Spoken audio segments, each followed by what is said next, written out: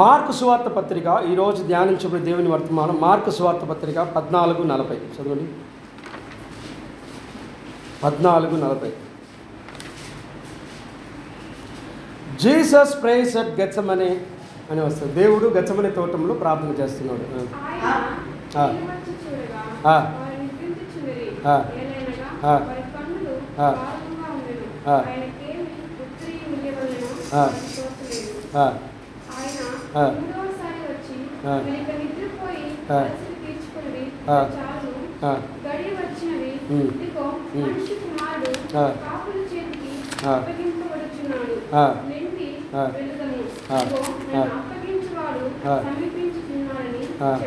చాలండి. ప్రార్థన.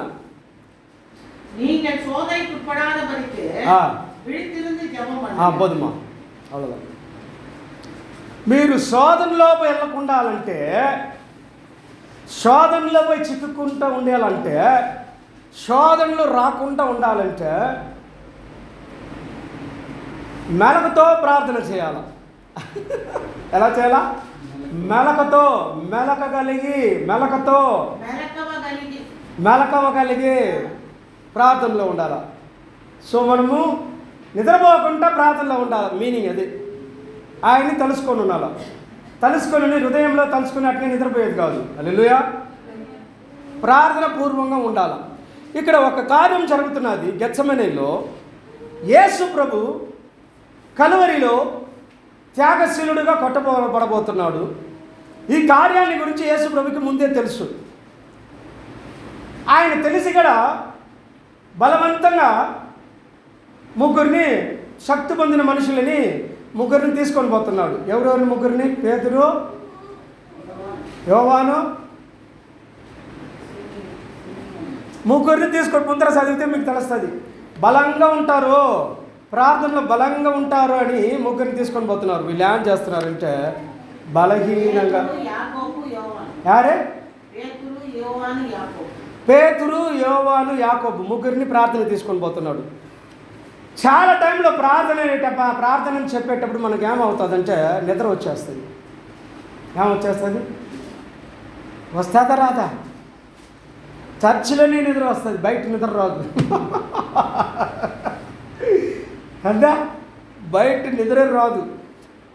చర్చి లోపల అడుగు పెట్టినామంటే నిద్ర వచ్చేస్తుంది. బాగా గొరక పట్టేస్తాం. చూడండి ప్రియమైన దేవుని బిడ్డలారా, ఎందుకు అది వస్తున్నదంటే అది ఒక డిస్ట్రాక్షన్స్ కార్యం. దేవుని మాటలు మీ హృదయంలో వెళ్ళకుండా ఉండాలని అడ్డు అది. ప్రార్థన అయ్యేటప్పుడు నిద్ర వస్తున్నదంటే బలహీనపరిచే కార్యం. ఆ బలహీనగా మనం ఉంటే కదా, దేవుని భయం ఉంటే ఆ భయము ఆ నిద్రని తీసుకొని రాదు. అక్కడ జయం మనం పొందుకుంటాము. జయం పొందుకునేటప్పుడు, నిద్రని మనం కంట్రోల్ చేసుకునేటప్పుడు దేవుని మాటలు మీ హృదయంలో వెళ్తాయి. ప్రార్థన పూర్వంగా మీ మాటలు మీ హృదయంలో వెళ్తాయి. చూడండి, ప్రార్థన మనం ఆరాధన స్టార్ట్ చేసేటప్పుడు ఎంత ప్రార్థనలు ఉంటాయి తెలుసా మనకి?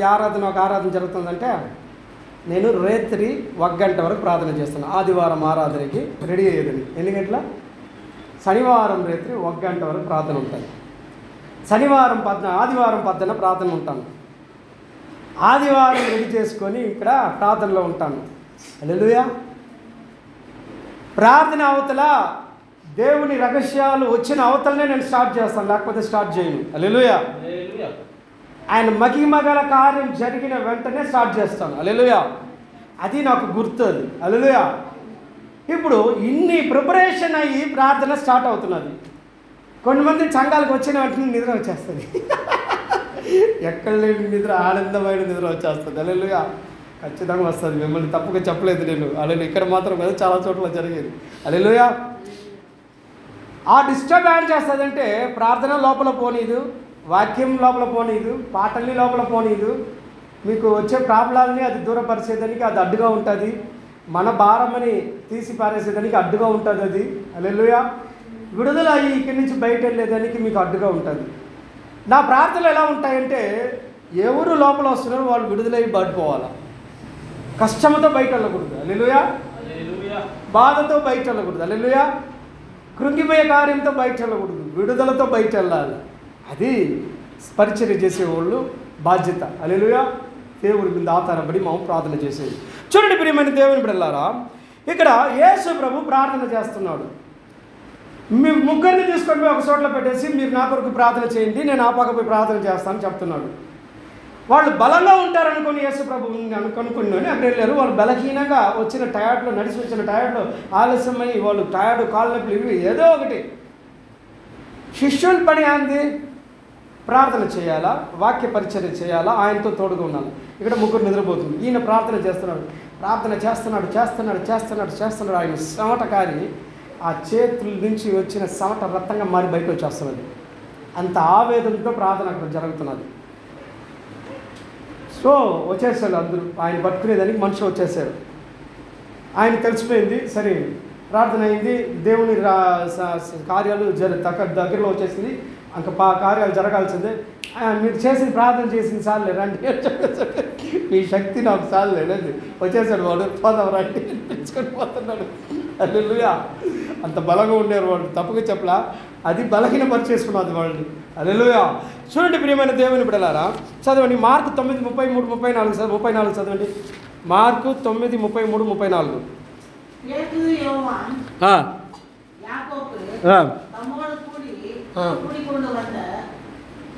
கூட்டிக்கொண்டு போய் திகிலடைந்து மிகவும் வியாபாரப்படம் தொடங்கினார். அப்பொழுது அவர், என் ஆத்துமா மரணத்துக்கு ஏதுவான துக்கம் கொண்டாடுகிறது, நீங்கள் இங்கே தங்கி விழித்திருங்கள் என்று சொல்லி சற்று அப்புறம் போய் தரையிலே விழுந்து அந்த வேலை தம்மை விட்டு நீங்கி போக கூடுமானால் அது நீங்க வேண்டும் என்று வேண்டிக் கொண்டு, அப்பா பிதாவே, எல்லாம் உம்மாலே கூடும், இந்த மாத்திரம் என் இடத்தில் இருந்து எடுத்து போடும், ஆகியும் என் சித்தத்தின் படி அல்ல உம்முடைய சித்தத்தின் படியாக கடவாது என்றார். பின்பு அவர் வந்து அவர்கள் நித்திரை பண்ணுகிறதை கண்டு பேதுருவை நோக்கி, சீமோனே, நித்திரை பண்ணுகிறாயா? 1 மணி நேரம் விழித்திருக்க கூடாதா? நீங்கள் சோதனைக்குட்படாதபடி விழித்திருந்து ஜெபம் பண்ணுங்கள். ஆவி உற்சாகம் உள்ளதுதான், மாம்சமோ பலவீனம் உள்ளது என்றார். సాల్మా. చూడండి ప్రియమైన దేవుని బిడ్డ, ఏలియా ప్రార్థన గురించి మనం చూసుకొని ఫినిష్ చేసుకున్నాం, సరేనా? ఏలియా ప్రార్థన ఎలా చేయాలా, ఎలా ఆయనతో మనం మొరలు పెట్టాలని చాలా గైడ్లైన్స్ ఉన్నది మనకి. దాదాపు నేను ఒక 70 వరకు రాస్తున్నాను పాత గ్రంథం నుంచి. ప్రార్థనలు ఎలా చేయాలి అవంటే చెప్పాలంటే చాలా ఎక్కువైపోతుంది. ఒక్క సబ్జెక్ట్ మాత్రం తీసుకుందాము, ఏలియా సబ్జెక్ట్ మాత్రం తీసుకుందాము. ఏలియా వచ్చి ప్రార్థన చేశాడు. ఏమని చూడండి, ఇక్కడ 5 విధానమైన ప్రార్థనలు ఏలియా గారు చేశారు. ఏలియా ఎవరంటే ప్రవర్తకర్త, హల్లెలూయా. భయంకరమైన శక్తి పొందిన ప్రవర్తకర్త. ఆయన 5 విధానమైన ప్రార్థన చేస్తున్నాడు. దానియేలు ప్రవర్తకర్త ఒక రోజుకి 3 పూట్లు ప్రార్థన చేస్తున్నాడు. ఎస్తరమ్మ తన జనాలకి, ప్రజలకి, తన మనుషులకి, తన కులానికి ప్రార్థన చేస్తున్నది, ఉపవాస ప్రార్థనలు 3 రోజులు. ఇలాగా ఏలియా చేసిన 3, దానియేలు, ఎస్తరు, ఇప్పుడు ఏలియా మాత్రం మనం చూసుకుందాము. చూడండి ప్రియమైన దేవుని బిడ్డలారా, యాకోబు పుస్తకం తీసుకోండి, 5:17 చదవండి. నేచర్ మీద అధికారం అనే ప్రార్థన, ఆయన అంత శక్తి కలిగిన వ్యక్తి. ఎవరు? ఏలియా. నేచర్ మీద పవర్ కలిగిన వ్యక్తి, మరణం మీద పవర్ కలిగిన వ్యక్తి, ఆకాశం మీద పవర్ కలిగిన వ్యక్తి. ఆయన మళ్ళా నేచర్ మీద అధికారం కలిగిన తండ్రిలాగా ప్రార్థన చేసి 5 విధానమైన ప్రార్థనలు ఆయన చేస్తున్నాడు. మొట్టమొదటిగా ఆయన చేసే ప్రార్థన మనం చూద్దాము. యాకోబు పుస్తకము 5వ అధికారం 17 వాక్యం చదవండి. దేశం మీద, అక్కడ ఉండే దేశం వచ్చి భయంకరంగా ఉన్నది, అంటే దేవుని భయమే లేదు. బాగాలకి భయం బలి ఇస్తున్నాడు, దేవుళ్ళని స్వరూపాలకి బలి ఇస్తున్నాడు. వాళ్ళు అనుకుంటున్నారు మనకు మంచి పంటలు పండుతున్నది, మనకు మంచి. యాకోబు 5:17. ஏலியா என்பவன் தம்மை போல் பாடுள்ள மனுஷனாய் இருந்து மழை பெய்யாதபடிக்கு கருத்தாய் ஜெபம் பண்ணினான். அப்பொழுது 3 வருஷமும் 6 மாதமும் భూమిயின் மேல் మழை పెయ్యவில்லை. దీనికి ముందు జరిగింది ఏంటంటే యాకోబు పుస్తకము 5వ అధ్యాయము 5వ అధికారము 17వ వాక్యము. చూడండి ప్రియమైన దేవుని బిడ్డలా, ఇజ్రాయేల్ ప్రజలు దేవుని బిడ్డలు అక్కడ ఏం చేస్తున్నారంటే దేవుని మీద ఉండే నమ్మకాన్ని వదులుకొని, దేవుడు చేసిన మేలు మీద నమ్మకం వదులుకొని వాళ్ళు అనుకుంటున్నారు మనం అక్కడ ఉండే భాగాలు అనేది స్వరూపాల మీద వాళ్ళు నమ్మకం పెట్టుకున్నారు. ఈ స్వరూపమే మనకి మంచి ఏందే వాన ఇస్తున్నది, ఈ స్వరూపమే మంచి పంటలు ఇస్తున్నది, ఇదే ఊపిరి లేని ఇదే మనకే మంచి ఆహారం ఇస్తున్నది, అన్నీ ఇస్తున్నది, కాబట్టి ఇది వల్ల మనం బ్రతుకుతున్నామని మనుషులు నమ్ముతున్నారు. ఎవరు దేవుడు లేని కార్యాన్ని నమ్ముతున్నారు, బొమ్మల్ని నమ్ముతున్నారు. అక్కడ హల్లెలూయా, బైబిల్లో ఉన్నది వాక్యం ఇది. చూడండి ప్రియమైన దేవుని బిడ్డలారా, ఈ రోజు కాదు, అది పాత గ్రంథ కాలంలో జరిగిన కార్యం ఇది. అది జరుగుతున్నది. ఇప్పుడు ఏలియా చూశాడు ప్రవర్తన, ఏంది ఇది, వీళ్ళు యెహోవా తండ్రిని వదిలేస్తున్నారు, వీళ్ళు యెహోవా నామాన్ని వదిలేస్తున్నారు, యెహోవా అయిన యేసుక్రీస్తు మీద, పరలోకపు తండ్రి మీద, పరిశుద్ధాత్మ తండ్రి మీద నమ్మకాన్ని వదులుకొని వీళ్ళు ఊపిరి లేని దీన్ని నమ్ముకున్నారు. ఇదే మానేస్తున్నారు. ఇప్పుడు వాళ్ళు నమ్ముతున్నారు, పంటలు ఇస్తున్నారు, నమ్ముతున్నారు, అన్నీ నమ్ముతున్నారు. ఏంది దీన్ని ఏం చేస్తున్నాడు? ఏలియా వెళ్తున్నాడు, వెళ్ళి దేవుని సముఖంలో ప్రార్థన చేస్తున్నాడు. ఏం చేస్తున్నాడు? యేసయ్య పరిశుద్ధాత్మ తండ్రి, పరలోకపు దేవా, ఈ బిడ్డలు మీ మీద పెట్టుకోవాల్సిన నమ్మకాన్ని వదులుకొని ఊపిరి లేని మీద నమ్మకాన్ని పెట్టుకొని ఉంటున్నారు, జీవన్ లేని మీద నమ్మకం పెట్టుకున్నారు.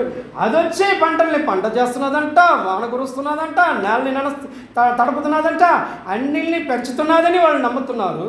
మెయిన్గా పంటలు పండేదని ఆకాశం నుంచి వాన అదే కురిపిస్తున్నదని వాళ్ళు అది మీద నమ్మకం పెట్టుకుంటున్నారు. కాబట్టి యేసు ప్రభువా ఆకాశాన్ని తిరిగి చూస్తున్నాడు,